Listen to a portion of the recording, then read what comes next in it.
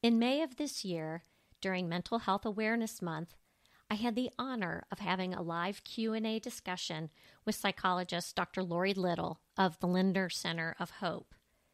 Since 2008, the Lindner Center of Hope has served as a lifeline to tens of thousands who face the struggle of mental illness or addiction. They offer a wide range of mental health services and treatments in an atmosphere that promotes long-term healing. And the Lindner Center has an amazing auxiliary, and they raise money for special programs at the center. And this year's luncheon and auction, where Dr. Little and I spoke before an audience, helped to fund psychiatric services for patients needing financial assistance. Thank you to the High Hopes Auxiliary for asking me to facilitate this much-needed discussion.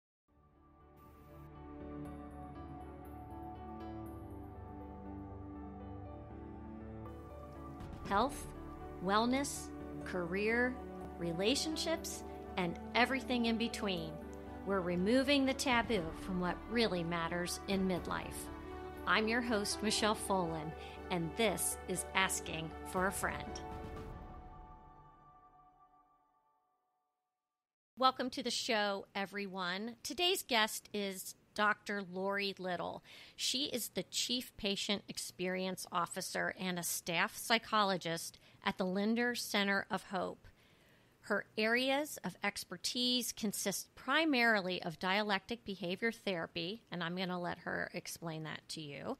And that's for patients with mood disorders, anxiety, PTSD, and binge eating disorder.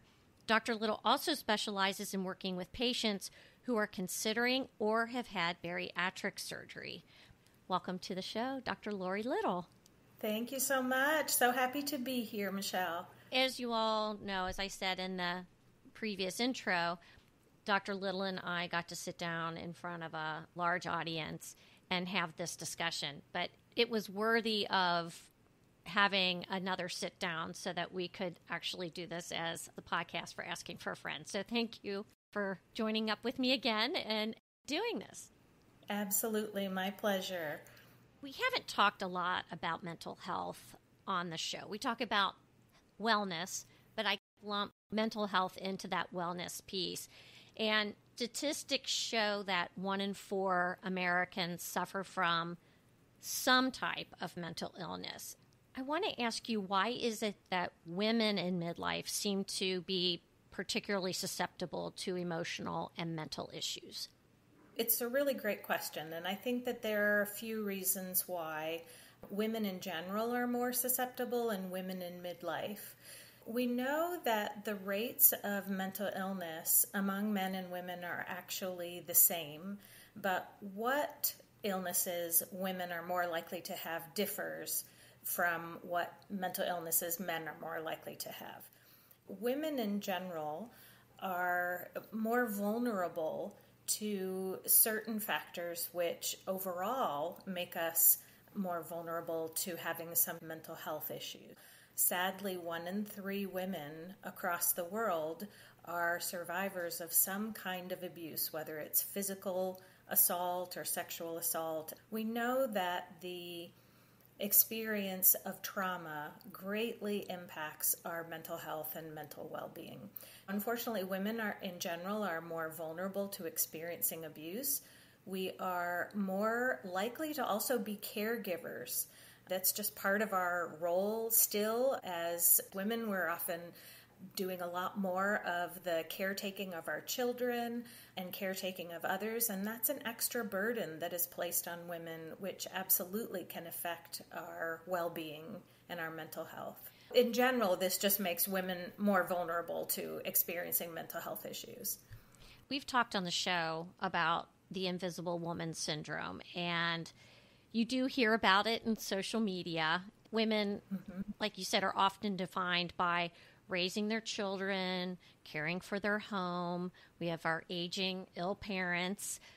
When that role seems completed, or we don't feel like we're as needed as we once were, there seems to be this struggle to define who we are or what's next. Do you see this in your practice with your female patients? Yes, absolutely. And I think that that's in particular regarding your question about women at midlife is this is a really challenging time, as you said, that our roles are changing. If we had really strongly identified with our role as mom, it is often the case around midlife where our children are needing us in a different way. If they're going off to college, if they're starting their careers and leaving home, we're still always going to be needed. But in that day-to-day, the intensity of motherhood, it's very, very different. Mothering a young adult is so incredibly different than mothering a teenager or even a young child. Our roles are changing and shifting, and that is stressful, as we know.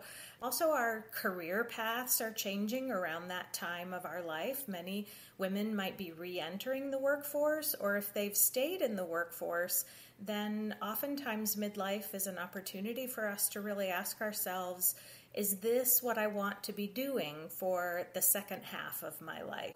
A lot of times of transition psychologically, not to even mention the biological changes that are also occurring for us at midlife. Oh, yeah.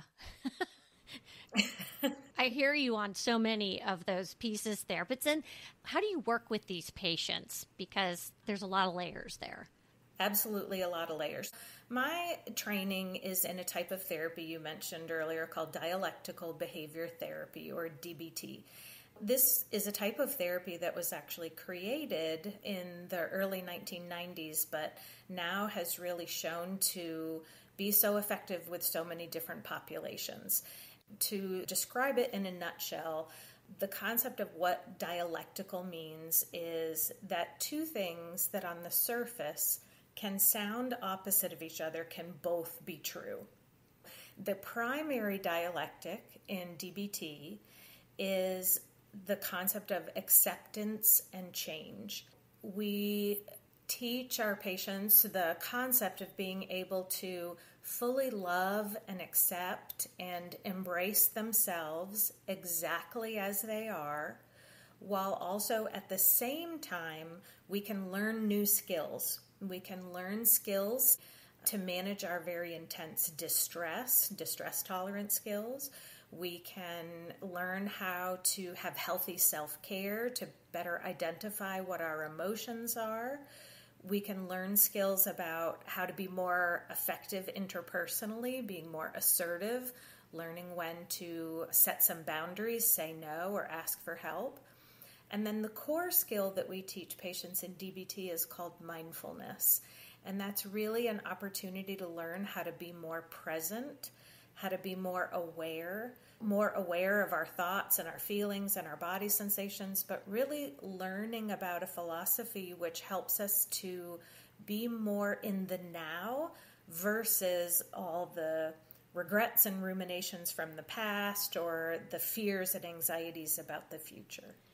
When you say instead of going back, is that counterintuitive for patients because they may want to go back and talk about all the stuff? Yes. My goal is always to meet a patient where they are.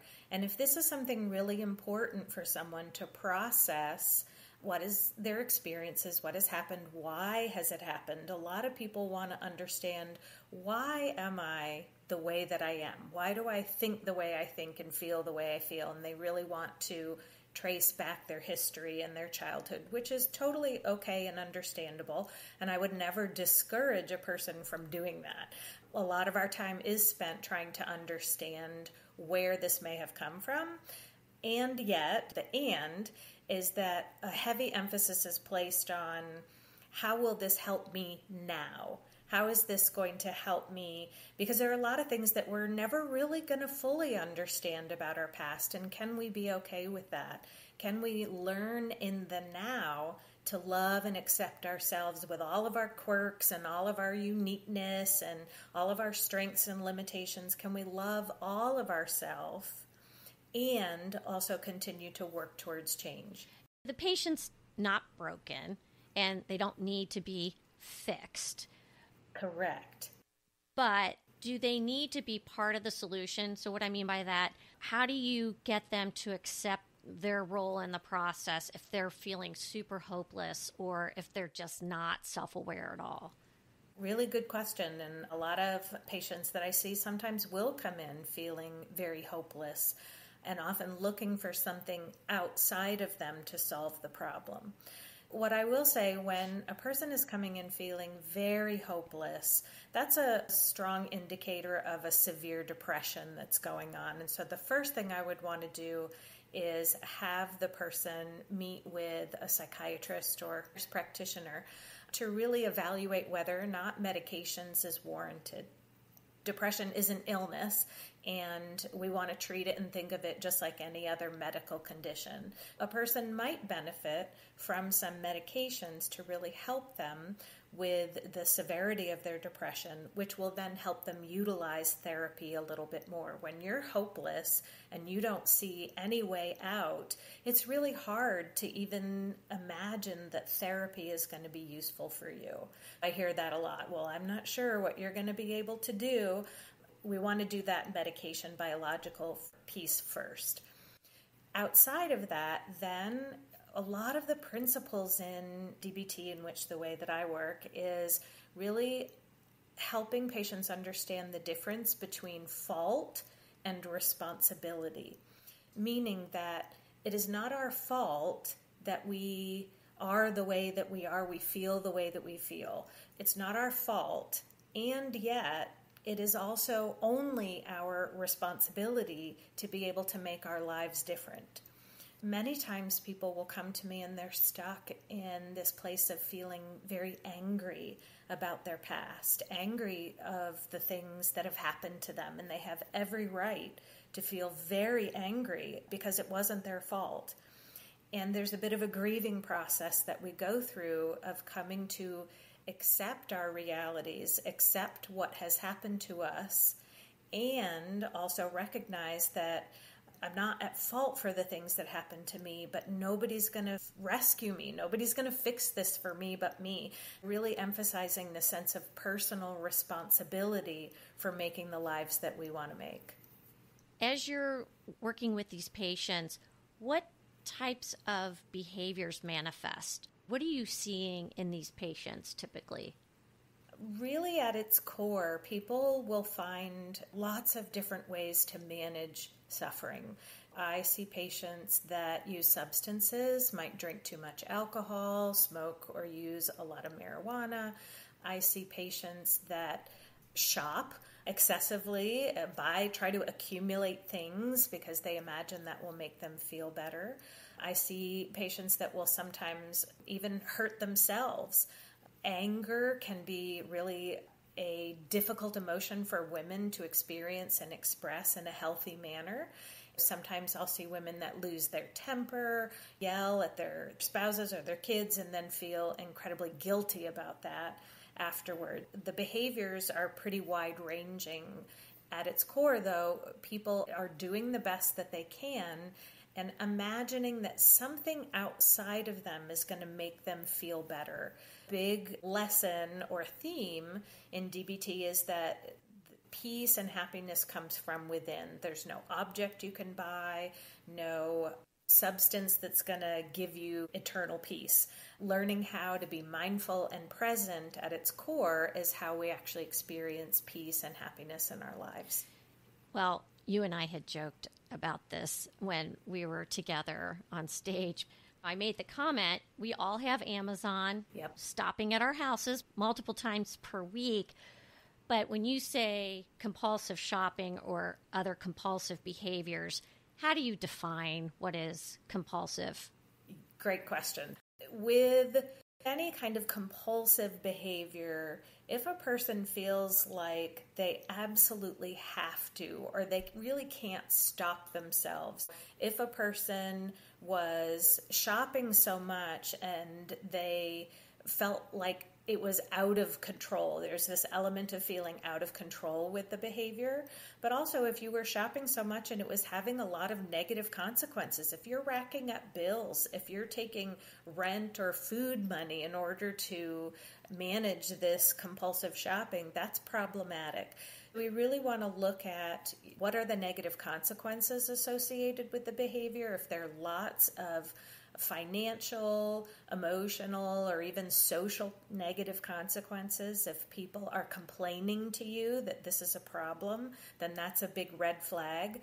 We look at both the negative consequences and we also look at the frequency of it. If this is a behavior that you're engaging in several times a week or on a daily basis, then we start to worry because it's happening so frequently.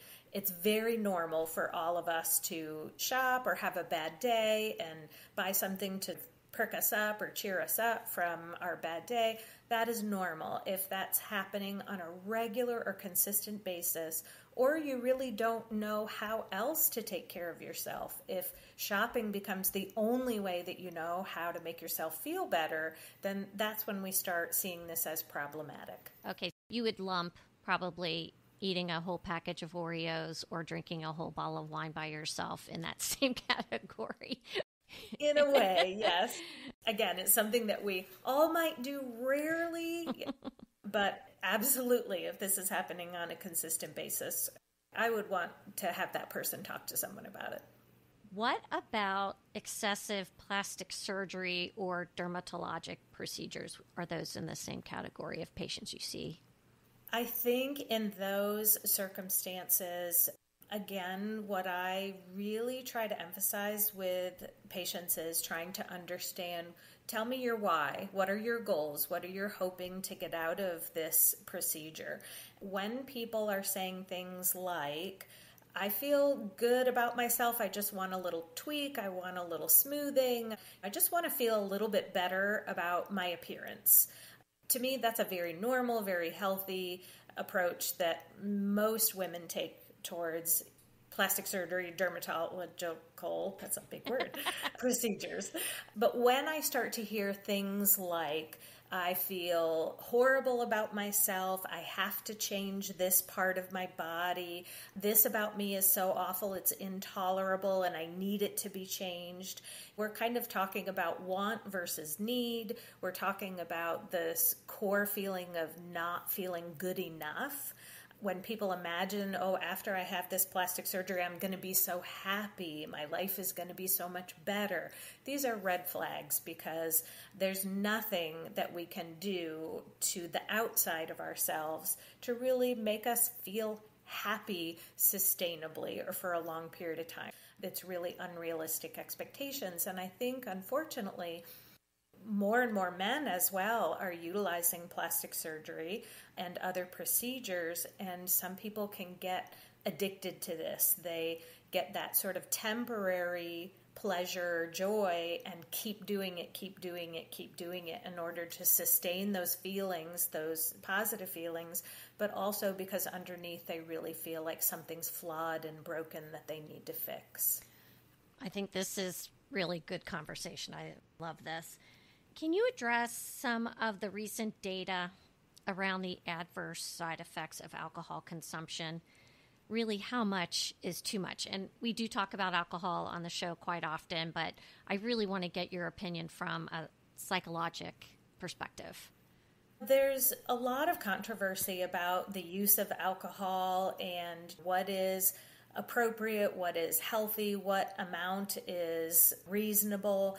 I think that the CDC says that women in particular should not exceed 1 drink a day, and actually even recommends twice a week, 2 to 4 drinks per week. When we start going beyond that amount is when we start developing the risk for more problems. When I am talking to women about their alcohol use, what I'm really asking again is kind of frequency. How often are you drinking? How much are you drinking? And I'm also wanting to find out the negative impact. Are there any negative repercussions associated with your drinking, either in the short run or the long run? Is it affecting your energy? Is it affecting your mood? Are you more likely to do or say something when you've had alcohol that could be harmful or goes against your moral values? I think that it's a big question to explore. It's not black or white. We can't just say, okay, you're drinking this level and therefore that is too much. What we're really trying to look at is the big picture and understand what's occurring and what are the consequences associated with the drinking. And I see a lot of women that are using alcohol, maybe wine in the evening or the spritzers, and they are just not as aware as they could be about the impact that this is really having on their mood and energy and other areas of their lives. Learning other healthier ways to manage stress or burnout or whatever it is that the person is experiencing. What else can we learn that's actually going to be more effective and have a much more positive experience for you? At what point, Laurie, would you recommend someone for inpatient treatment for substance abuse or alcohol?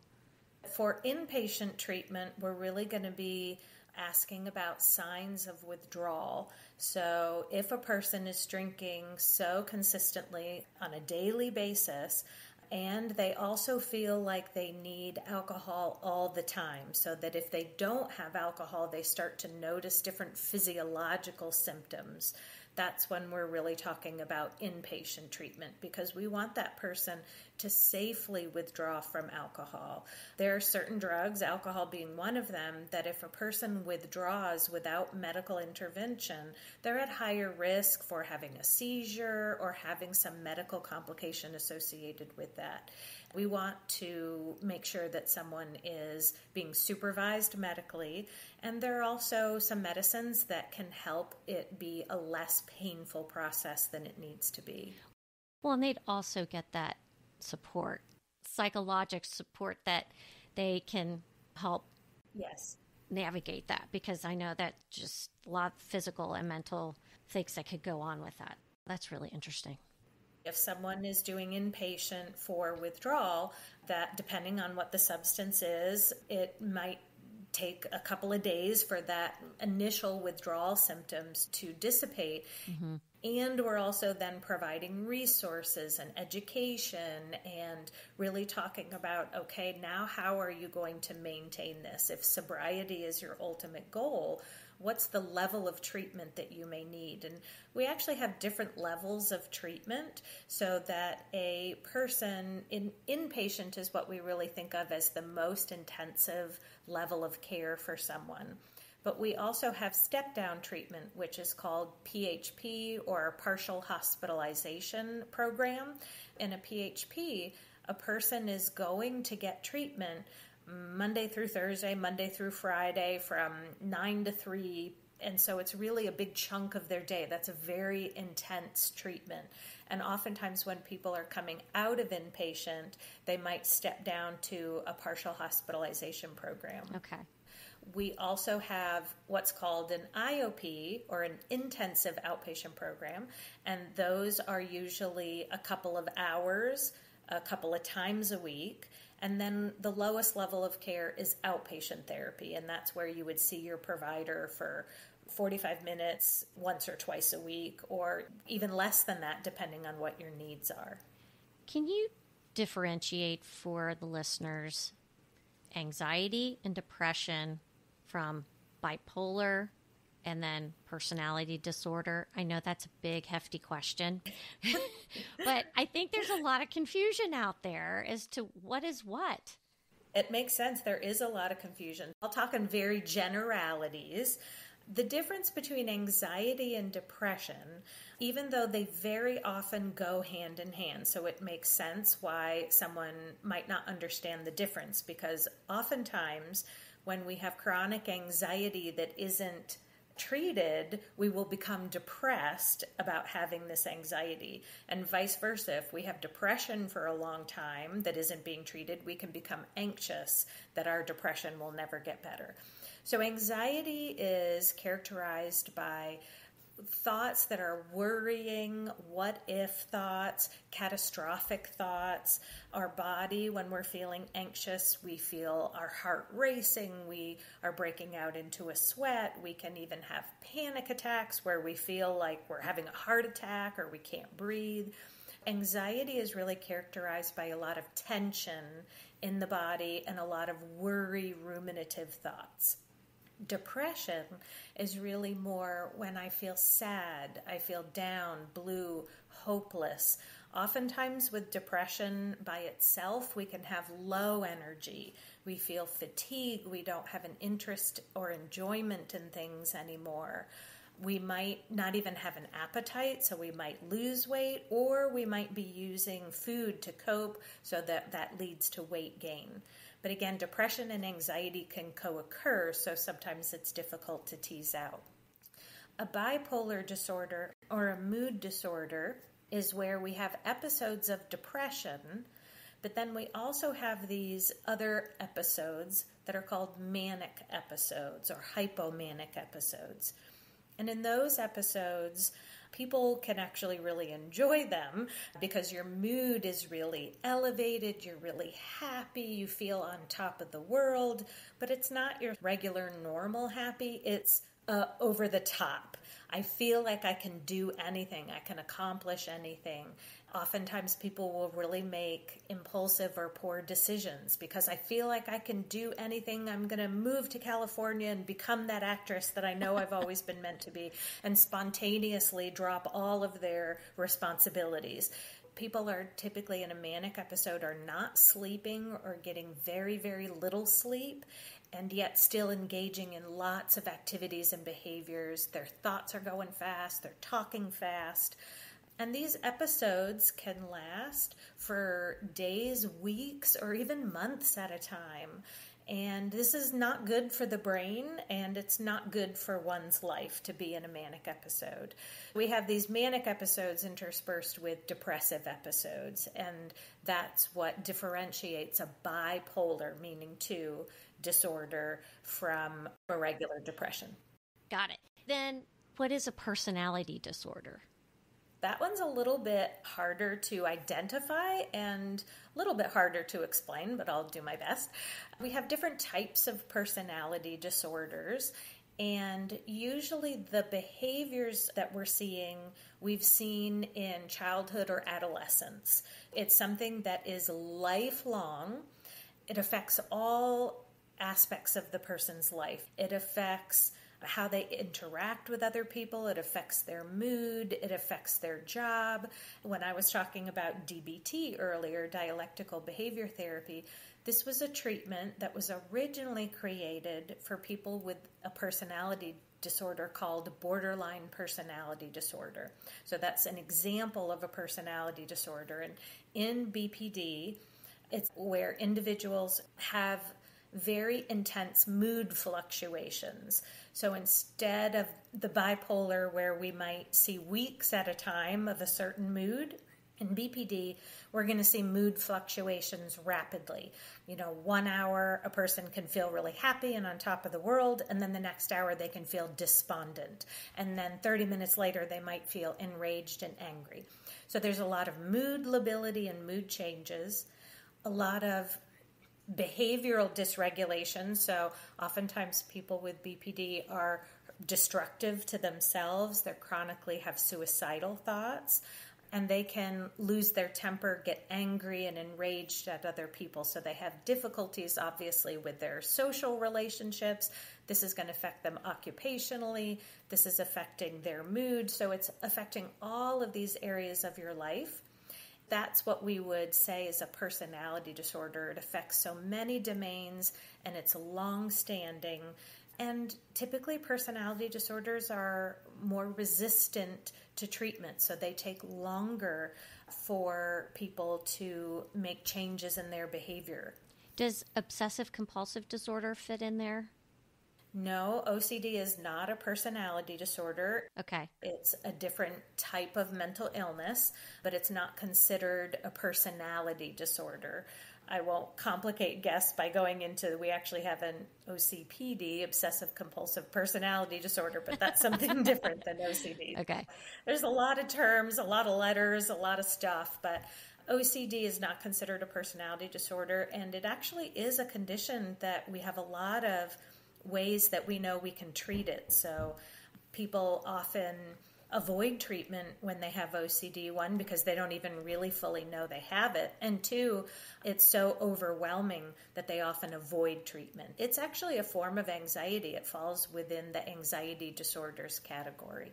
There are people who are specialty trained in treating OCD, and it's actually a very treatable condition. This is really interesting. It's a lot of stuff. Yeah, it is. I'd love to read about this stuff. Thanks for helping me understand. I want to talk a little bit about eating disorders in midlife women. Is it binging and purging, anorexia, like we would see in teenage girls, say? And then how would treatment be different or the same as you would someone much younger? Women in midlife are less likely to have anorexia. There are different types of eating disorders, and so the main ones that most people are familiar with are anorexia, where individuals are restricting their intake so much that they become underweight and malnourished. And this is often something, unfortunately, that we're seeing more of with young folk, and that the age of beginning to diet just gets earlier and earlier. 11-year-olds, 10, 9, 8-year-olds even making comments and having thoughts about their own body. So it's really heartbreaking. However, as women get older, the rates of anorexia are a little bit lower. What is a little bit higher are rates of binge eating disorder or bulimia. Bulimia, or bulimia nervosa, is a condition in which we have both the behaviors associated with anorexia, meaning restricting, withholding food, but then we have binge episodes. So this compensatory idea that I'm going to try to withhold food or even get rid of food by purging, or excessive exercise. So there's this process of having too little food and then too much food with binge eating. Binge eating disorder is where a person is having recurring episodes of binge eating, but they're not doing any sort of compensatory behavior. So they're not doing excessive exercise, they're not purging, they're not restricting. It's really just the binge episodes which characterize BED. Women in their midlives, I see a lot of women that are struggling with binge eating disorder, having a tremendous amount of shame and guilt and embarrassment about that. Do you ever recommend them for inpatient? Typically, patients who have binge eating disorder don't need inpatient treatment. People with anorexia or bulimia will at times absolutely need inpatient care. There's a different level of care that I neglected to mention earlier called residential treatment. And residential treatment is where individuals will stay. They'll go to a facility and then stay for a certain period of time, a week, a month, several months, depending on what the condition is. There's emphasis on the treatment, the helping the patient understand and get treatment for their illness. Sadly, today, the difference between residential and inpatient, I get this question a lot, is that inpatient today is very brief. It's very focused on managing your symptoms and keeping the person safe enough for discharge. So inpatient treatment is usually, it can be just 2, 3, 4 days, because we're really just focusing on keeping that person safe. Whereas residential treatment is really focused on recovery and the treatment, the necessary intensive treatment that a person may need. Do genetics play a role in anxiety and depression?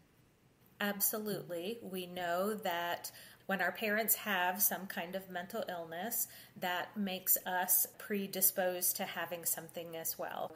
If our parents had depression or anxiety, we know that we are more vulnerable to experiencing depression, anxiety, or some kind of mental illness as well. There's researchers that are learning every day different genes. What are those actual connections? That's outside of my wheelhouse. But yes, absolutely. We know a family history of mental illness as well as a family history of addiction makes us more likely to have mental illness or addiction ourselves. And we know that any mental challenges can affect the quality of life of not just the patient, but their families and friends as well. How can we better minimize the stigma so that people feel more free to seek help? I'm really glad you asked that question. It's something that I'm really passionate about, is reducing the stigma of mental illness and helping people to feel more comfortable and safe talking about it. I think there are a few things that we can do. What I, as a provider, do is I'm very open with my own struggles with depression and anxiety. I'm very open with others that I take medication for depression and anxiety and have for many years. I try to normalize for my patients that this is something that so many of us have experienced, and try to really reduce that shame where I can talk very openly and comfortably about this with people. If I'm able to do that, then I want to be a role model to others. I think it's really important that we open up the conversation. As we know right now in 2023, so many of our young people are struggling and really having increased levels of depression and anxiety and suicidal thinking. And fortunately, I do think our younger folks are a little bit more comfortable and a little bit more versed in talking about mental illness and talking about getting treatment for mental health conditions. I do think that things are getting better, but there are a lot of us that still grew up in certain cultures or in a time in which mental illness was something to be ashamed of or not discussed. So we're really trying to reverse that and talk openly and honestly and really help people understand that mental illness is no different than a physical illness. And pointing out that discrepancy. Why is it that we don't have any shame talking about, say, having diabetes and needing to take diabetes medication forever, but somehow there's a difference when it comes to mental health? And really trying to educate people that it is no different. That's no different than talking about our physical health, our spiritual health, thinking of health as a really holistic approach. And our mental health is just one aspect of that big picture. And I think this is actually the best way to wrap this conversation up. I believe that we need to care for our whole self, and we don't have to suck it up. There's help out there. There's help available to people. There isn't any shame whatsoever in looking for help or asking for help. And I also really just want to add to your listeners that you don't have to be at your wit's end. Don't let it get to the point where you feel hopeless or you feel so overwhelmed. You can utilize mental health services like therapy for even just the regular normal phases of life that we all go through.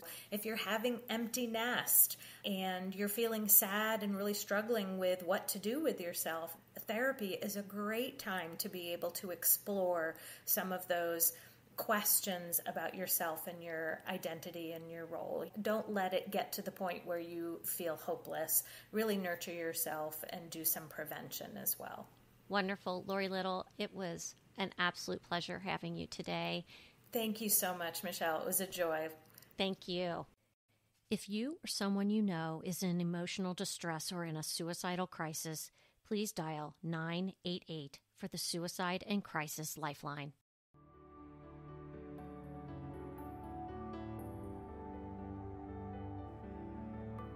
Follow Asking for a Friend on social media outlets and provide a review and share this show wherever you get your podcasts.